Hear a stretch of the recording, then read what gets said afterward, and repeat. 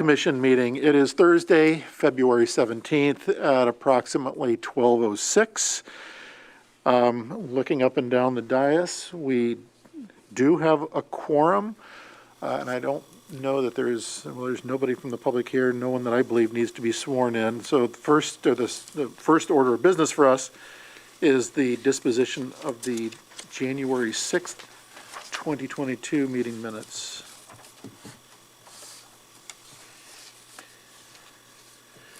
And even though we do have a quorum, I'm looking at this, we do have enough here to go ahead and pass those. Director Stone, you're not going to be able to because you were not there. It says that I commented. Oh. Like down under discussion. Also says I commented further on down. You were at this. I will update that, sorry. Did I not comment, or was I not here? Or was I actually here? I think it was more likely that I made a mistake on the absent versus present. Yeah, I think I was here. Okay, Yeah. okay, You were good. Yeah. My apologies. Okay. So everyone can vote on this. Other than that amendment, we will amend the record to reflect that Andy Stone was present at that meeting. So I'll move that we accept the minutes as presented with the one adjustment being that Andy Stone was in fact present. Do I have a second? I'll second. Okay. Any further discussion? Hearing none, all in favor signify by saying aye. Aye. Opposed, same sign. All right. We have adopted those minutes. Planning Commission appointment to the Athens County Regional Planning Commission. So one of the charges of this body is to do that appointment to the Regional Planning Commission. And I know that we have here with us today Mr. Robert Delac. I don't know if you want to go to the podium and briefly introduce yourself. We do have your resume, and I know that I have engaged with you for years, so I appreciate your willingness to serve on the Regional Planning Commission. Thanks. So I'm Robert Delac. I live here in the city on Morris Avenue, so in the Near East Side neighborhood. I've lived in Athens only for about 5 years, but found quickly that I could become sort of integrated into the society here and get involved very easily. And so then I've done that. I've served on a number of official capacities for the city, including currently on the Board of Zoning Appeals. I'm on my first term, I think, of that, though. But I've moved up to a voting member on the Board of Zoning Appeals recently. There's a sidewalk committee that was just formed by the City Council that I'm serving on as the resident on that committee. That just met for the first time yesterday. I serve on the Bikeway Committee along with John, actually, and Rail Trail Committee, and other things going on as well. I helped organize Bike to Work Day. So I've often attended this meeting. You've probably seen my face here a number of times, and when it was remote, sometimes I just watched, but during the pandemic. But so I've been engaged here somewhat as well. Definitely interested in planning issues in the city, and I've been a supporter of a number of the initiatives that come out of City Council or this committee. Like the parking requirements, reducing parking requirements, and rezoning Uptown to B2D, the north end of Uptown to B2D, were things that I support and supported when they came up here in council as well. I've attended a couple of the Regional Planning Commission meetings, and I find them really informative, and there's a lot of good information going on there, and it's nice to know what's happening, and I will try and do my best to represent the city if I'm appointed to that position. Very good. Any questions from the Planning Commission?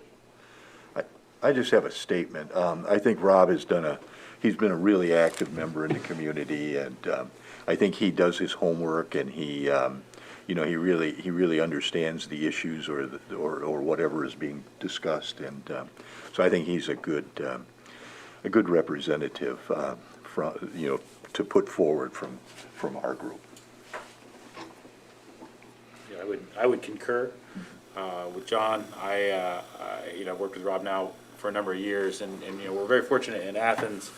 I think to have a kind of a higher standard among our citizenry when it comes to expertise, and Rob is absolutely, just reviewing his resume, an expert in a variety of planning topics. So I think we're very fortunate that he's willing to serve in this capacity, and I think one of the reasons that Athens punches above its weight, regionally and in the state and really nationally, is because we have high-quality citizens like Rob. So I think he's going to be a great asset on the Regional Planning Commission.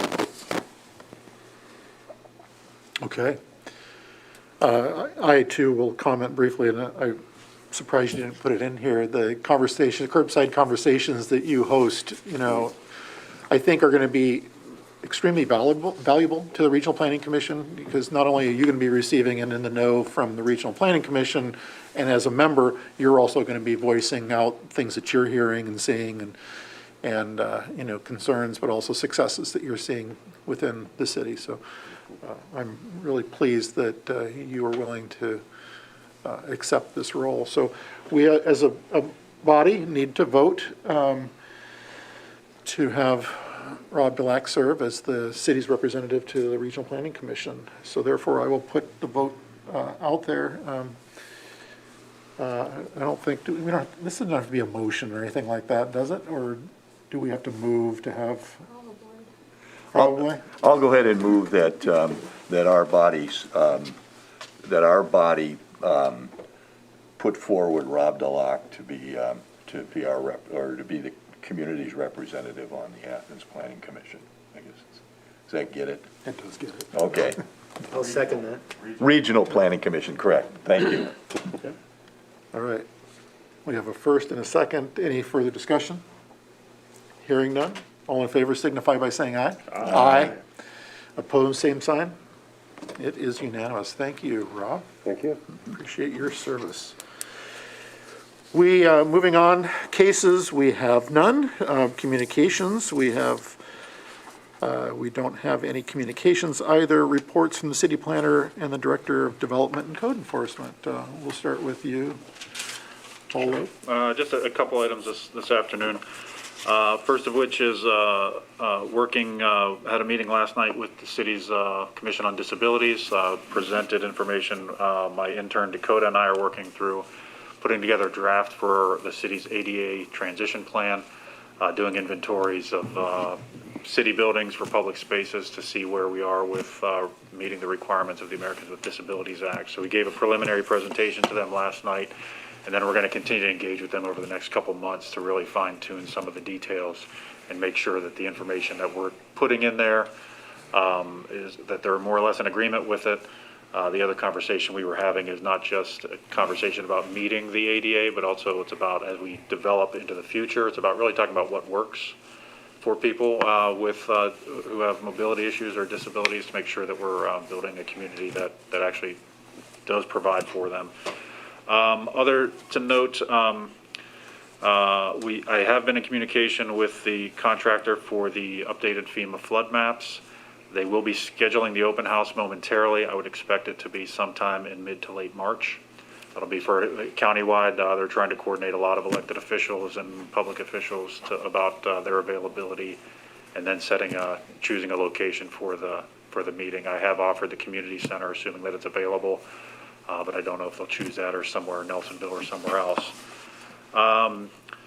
Also, quick update, another intern, Hunter, she is currently updating our zoning maps to make sure that we've got accurate maps at all of our public locations. So she's fine-tuning some details on that to reflect a few zoning changes that the Planning Commission has made, as well as the annexation on 682, and we're double-checking a few other locations just to make sure that everything looks good. And so that should be coming forward in the next couple of weeks. There was a request from some city council members that they could have their own copies of the map like that. So once that request was made, I said, give me a few months so we can make sure that we give you an accurate map. Otherwise, just one last update. I did have yesterday the Athens County Housing Coalition. We had our first meeting in about a year and a half. That's a coalition of political elected officials, nonprofit agency folks, and local government people, really working on housing as it relates to low to moderate income, homeless housing in our community, and issues around supportive housing. I did happen to mention that the affordable housing project on 682, that we, first 2 phases have been approved by the city, and that we might see 2 more phases. Several members of the Housing Coalition expressed really gratitude to the city for all of the efforts, as well as to the developer, to making that project happen. They all expressed how huge that need is in our county, and how many people are going to be benefiting from that, especially families. So I just wanted to let the Planning Commission know that that work was appreciated by them. And I think that's all I have. Thank you. Any questions? Yes. Yeah, quick question on the apartments. I know when we approved it, we weren't sure what was gonna happen with the pond, and I saw that it obviously, I was just curious what happened to that pond. So did they, move it down to drain? Do you know what I'm talking about? I do, yeah. Oh, yeah, so I if you don't- can just. Yeah, I I was don't just have an curious. answer for you on that. I'm gonna see if Okay. David maybe does. Oh, okay. Yes, so that's a good question. A lot of people have asked, and what the developer decided to do was to drain that pond. He heard from this body that you had some concerns or some reservations safety-wise about maybe kids playing in that area, and they thought that the best thing for them to do would be to drain the pond and pipe it to Margaret's Creek, or Factory Creek, which is a part of Margaret's Creek. Then to provide stormwater control for their site, they're installing sediment erosion control and stormwater quantity control basins to keep the runoff so that it doesn't cause flooding downstream. So they've done that. They've extended, it's a 48-inch pipe that goes underneath 682, and they're extending that 48-inch pipe. Can't remember, a couple hundred feet, I don't remember exactly, but then that'll be actually a flat area. They'll fill over top of that pipe, and the area that was the pond, it will now be a flat area. They were suggesting maybe putting some park benches and stuff on it, but it'll be open space. Thanks for the update. I believe they also relocated 4 turtles. Turtles and fish. Fish. And yes, Yeah, yeah, that's right. yeah. Okay. So if I could go, Mayor? You sure Thanks. can. A couple of things I wanted to talk about. One is that and this doesn't need to go to Planning Commission, but I just wanted you to be aware that Verizon has submitted small cell tower permits for 4 locations throughout the city. Safety Service Director and I had a meeting with them, I think it was this week, to discuss those locations, and I actually have 2 of those 4 permits in hand. This is in addition to I think it was 7 permits that AT&T submitted a year and a half ago regarding small cell towers. So you should start to see some of those. Some of those are under construction right now. Verizon intends to install at least one of them fairly quickly if we give them permission to do that. I just wanted you guys to be aware of that. Secondly, we had talked about the University Estates solar array, and I wanted to let you know that it's my opinion that that solar array does fit into our current open space zoning code. I would like to see something from or maybe suggest something from this commission where we could maybe make it more clear in our code to maybe suggest making a revision to the zoning code for open space, or for some area where we actually delineate where solar arrays we would want to see those in the city, whether that is an overlay district or some new revisions or changes to the code. Because I think Paul and I both think that this is going to be something that we'll see in the future, and we want to constantly need to update your codified ordinances to match what's currently happening in the community. And we see solar to be something that's significant, and we'll continue to see those in the city of Athens, and we want to make accommodations for that in our code. You sure can. And so, thank you, sir. As a kind of follow on to Director Riggs's comments is I believe modifications to the zoning code come from a couple different directions. One of them is from the Planning Commission. Yeah. The Planning Commission can make a motion that would kick off the proposed revisions that would then go to the City Council. So if you wish to do that at some point, you would actually make a motion. Do we need to have those revisions in hand before we make that motion? or do we need to make a motion to look at them, to come up with revisions, and then subsequently make a motion again to adopt the recommended changes? Do we need to take 2 votes, I guess is the question. You need to initiate, Right. and then that triggers the planning commission saying, okay, we're gonna, basically making it an agenda item, I think is how, or creating an ad hoc or a, committee to do the research. And then you would make a motion, a secondary, once you're satisfied with the language that you've got, to make a recommendation that city council review it and then vote on it. To that point, though, I can say, we have a Vista employee for the next 11 months who is, right now, he's actually doing research on this topic for us.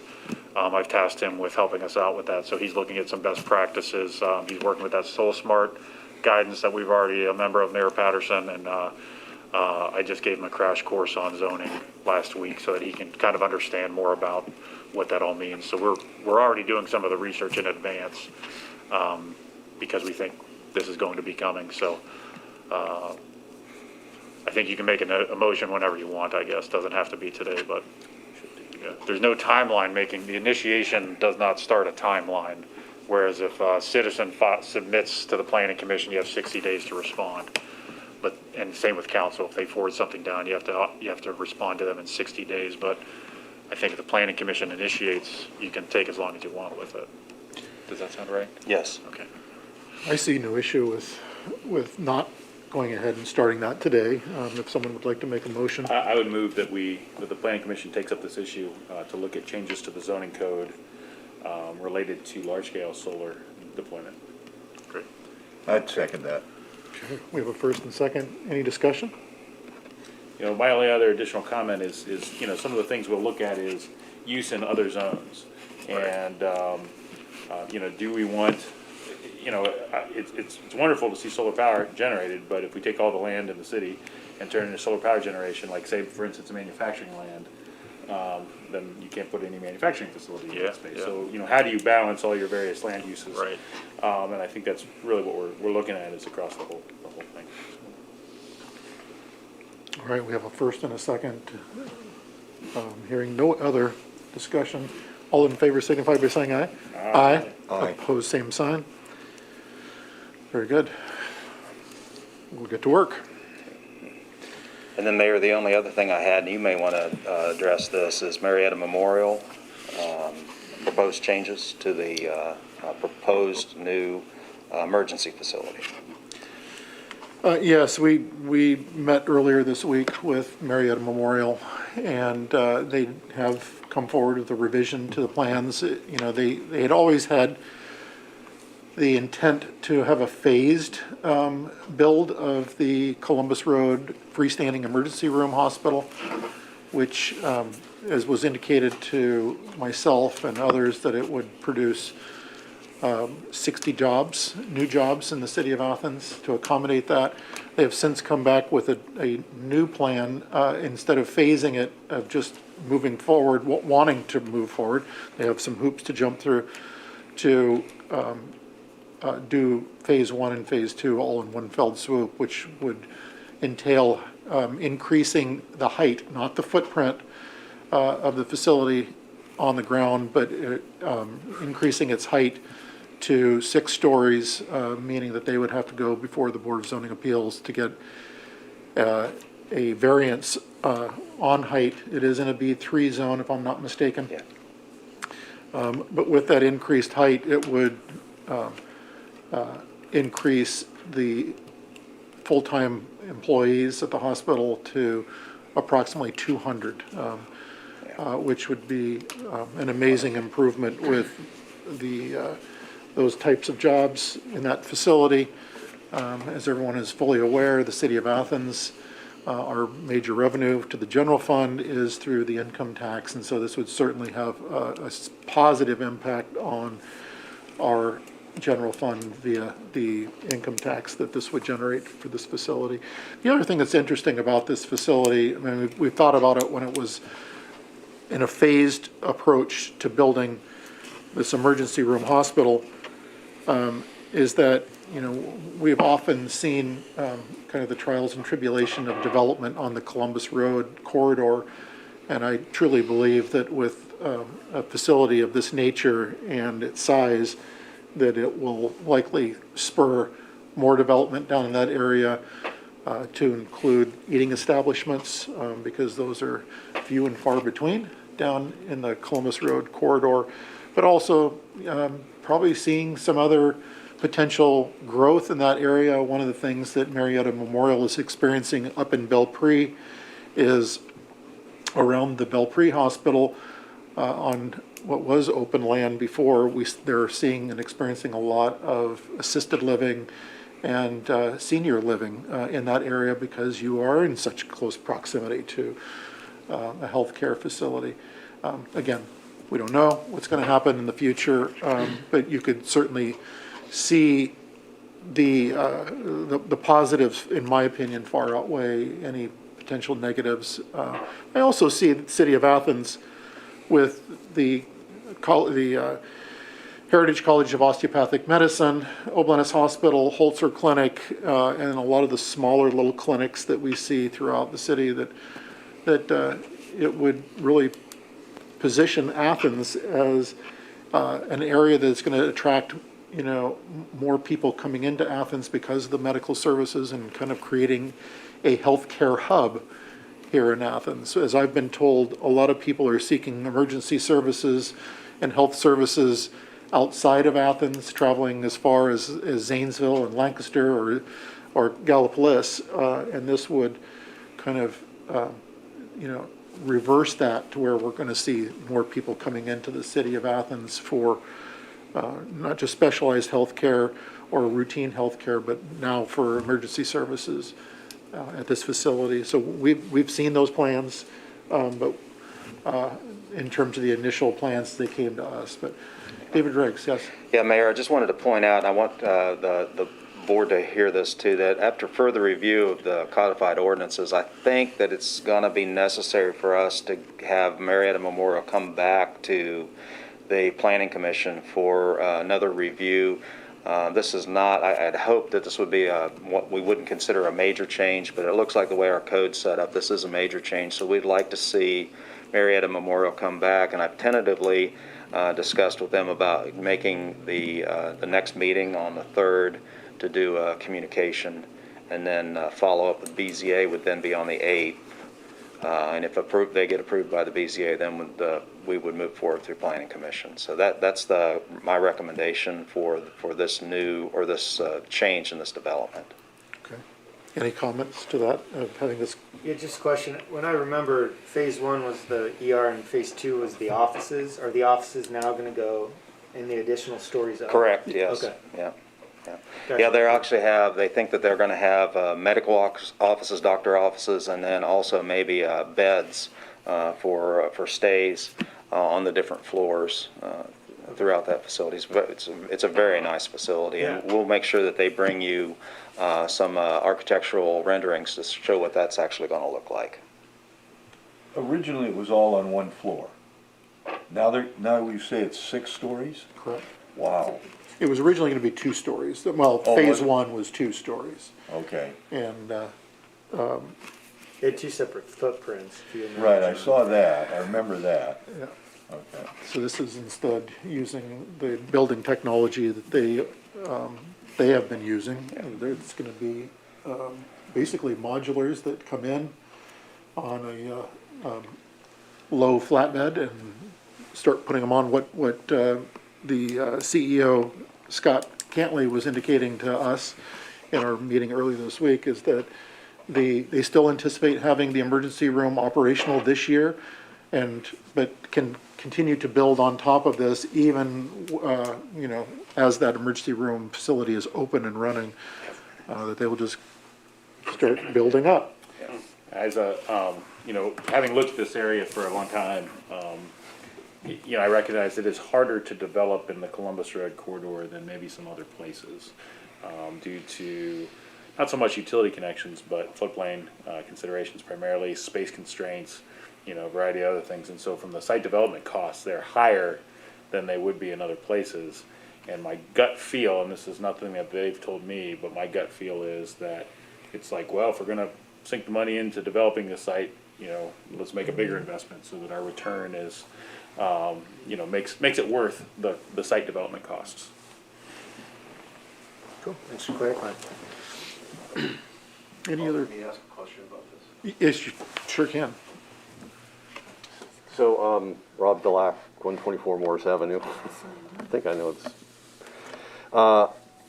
Yesterday, during the initial sidewalk and accessibility committee, we discussed this very briefly. It came up for discussion.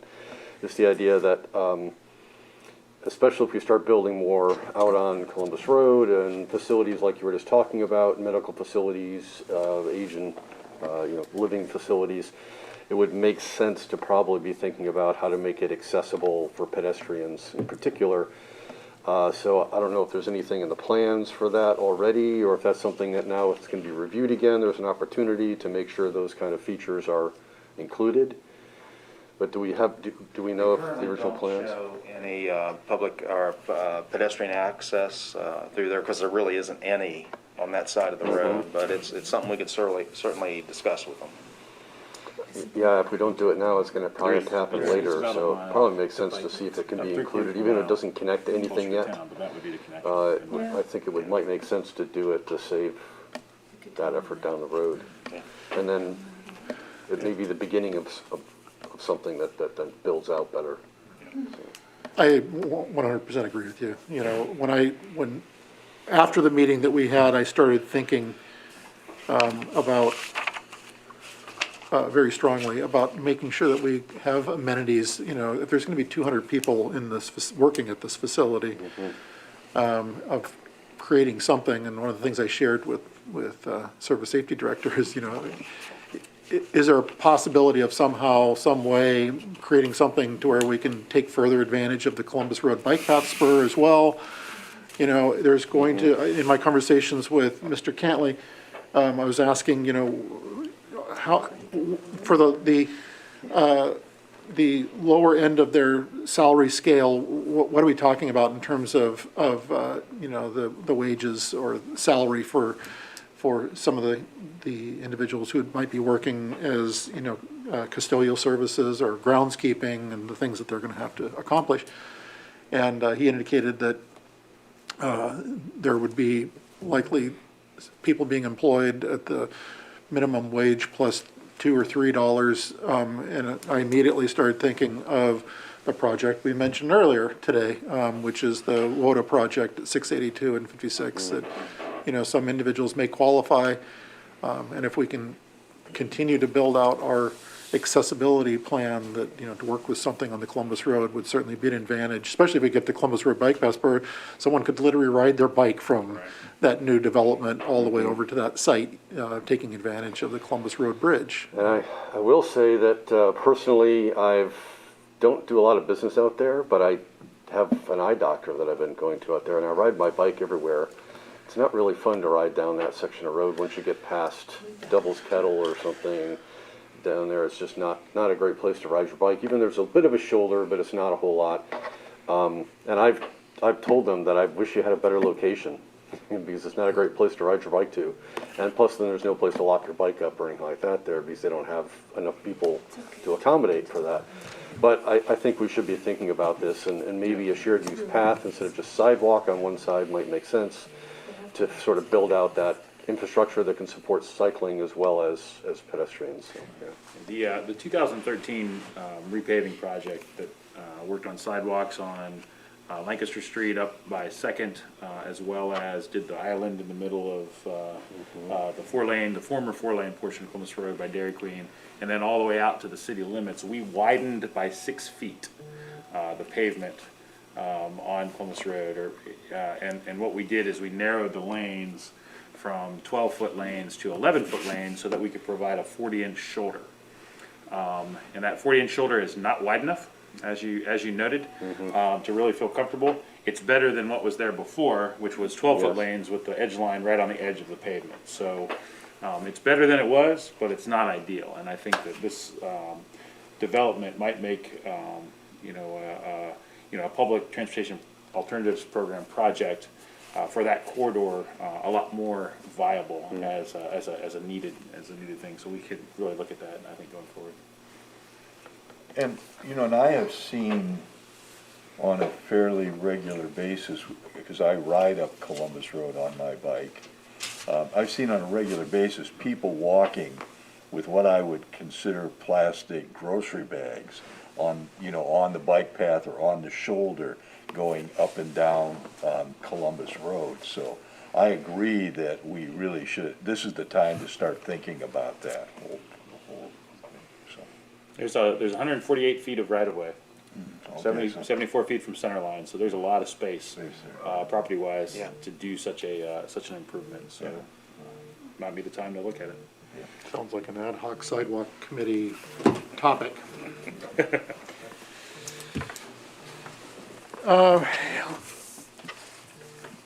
Looking around, we don't have, other than Mr. Delac, don't have any citizens that want to speak to items not covered on the agenda today, unless, Rob, you have something that you want to mention. Announcements and other business? No? Our next meeting, Shoot, I'm sorry, sir. I do have one other one. you got it. I think this is valuable for this commission to hear. So the rollout yesterday of Broadband Access Ohio happened at the Ohio State House. Broadband Access Ohio is an official 501c3 organization formed by a variety of communities and other organizations in the state of Ohio to promote broader access to broadband across the state. Really kind of came out of a brainchild by the city of Dublin, but has grown to be a statewide organization. Athens is a charter member of that. I'm on the board of trustees for that, and there was an op-ed that, or a letter to the editor that ran in yesterday's Messenger from me about that, but then also a couple of press releases. And you know, again, the effort here is to promote policy that improves access to broadband and speed of broadband across the entire state, and a variety of communities that are fighting for that. So that's what our participation is for. Very good. And I appreciate you serving on that board of trustees. It's great having Athens representation. Athens was also one of the charter cities to join Broadband Access Ohio. So wonderful. Our next meeting is going to be March 3rd. And in forbearance of that meeting, I will not be here. So, Mr. Katowski, if you would like to run the helm of that during that meeting, I'll take do the that. helm, I'll do that. that'd be great. So that will be the next meeting here in council chambers at noon. At this point in time, I'd like to call for a motion to adjourn. So moved. We have a second. All in favor of adjourning, signify by saying aye. Aye. All right, that concludes our meeting. Thank you.